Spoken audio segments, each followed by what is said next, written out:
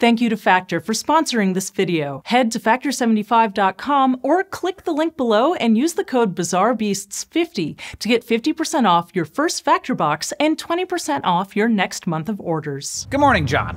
Welcome back to Bizarre Beasts Season 0. Sarah and I are trading off hosting duties on our year-long journey to remaster the original Bizarre Beasts episodes from Vlogbrothers with corrections, updates, and new facts. Australia is a pretty isolated place geographically, but then isolated significantly from Australia, we have the islands of New Zealand. But then we go deeper and there are a number of islands isolated up the north coast of the South Island of New Zealand, and all the way at the tip of them, that's where we find Takapourewa, or Stephen's Island. Isolated from the isolated, a kind of ecological experiment that the Earth accidentally designed. Takapourewa is home to a number of different, very weird species, including this weevil that makes no sense, what might be the rarest frog in the world, literally millions of seabirds, something called the darkling beetle, and of course, it is a stronghold of tuatara. But the weirdest of them, in my opinion, is the one that no longer exists.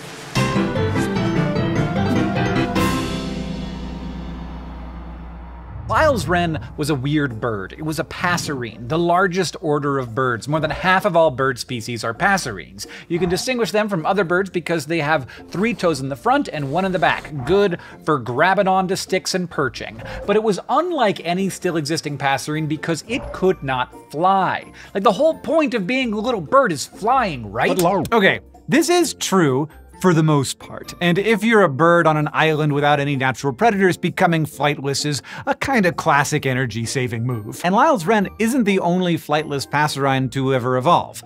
3 other species in its family also became flightless, the long-billed wren and the North and South Island species of stout-legged wren. And while all those birds lived on islands that are part of New Zealand, there's also a 5th species of flightless passerine from Tenerife, the long-legged bunting, which is also extinct now. But Lyall's wren basically filled the ecological niche of a small rodent, because there were no small rodents on New Zealand. It ran around really fast and had lots of babies and ate insects and worms and fruits and stuff. But if you're gonna be a mouse, you're gonna be worse at it if you only have 2 legs. And so when Polynesian rats were introduced to New Zealand by the Maori, they both outcompeted and just consumed Lyall's wren. But Polynesian rats never got to Takapourewa. All right, I need to make a slight correction to what I just said. It looks like we don't know for sure whether or not Lyall's wren actually used to live throughout New Zealand. It's possible that it did, and it died out on the other islands, leaving Takapourewa as its last refuge. But it's also possible that the population on Takapourewa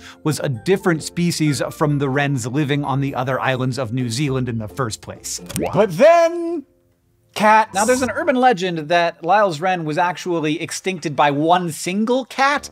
This isn't exactly what happened. We're not 100% sure how cats got to the island. We think probably the lighthouse keepers brought them there because they were lonely. But at some point, a cat or several cats arrived at the island. Now, the name assigned to the cat that in the urban legend killed off the Lyall's wren was Tibbles, and I really like that name. I don't know where it came from. It may very well have been David Lyall's cat. So let's just say that David Lyall, one of the lighthouse keepers, had a relationship that was deep enough with a cat that sometimes that cat brought him presents, as cats do, and one time that present was a dead bird that was unknown to science. And that is how Lyall got credit for discovering Lyall's wren. It should be called Tibbles' wren, thank you very much. It should actually be called Tibbles acanthocytid, because it's not even a wren. And it was actually part of what used to be a larger group of these fake wrens. We know of 7 species in this family, but only 2 of them are still around, the rifleman and the rock wren. The other 5 species went extinct after people arrived in New Zealand, which is a gigantic bummer because they were a very old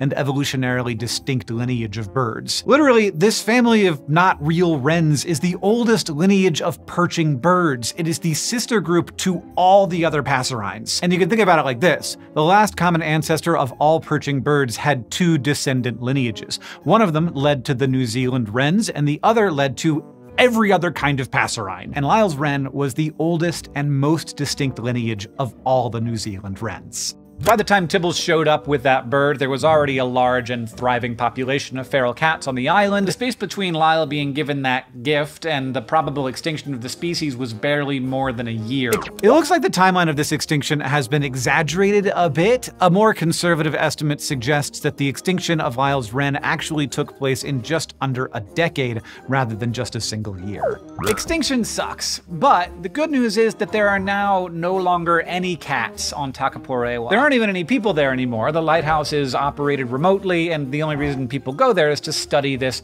marvelous natural experiment that Earth created for us. That experiment goes on, one bird down for sure, and with a lot of ecological degradation, but it goes on, and with a marvelous ecology nonetheless.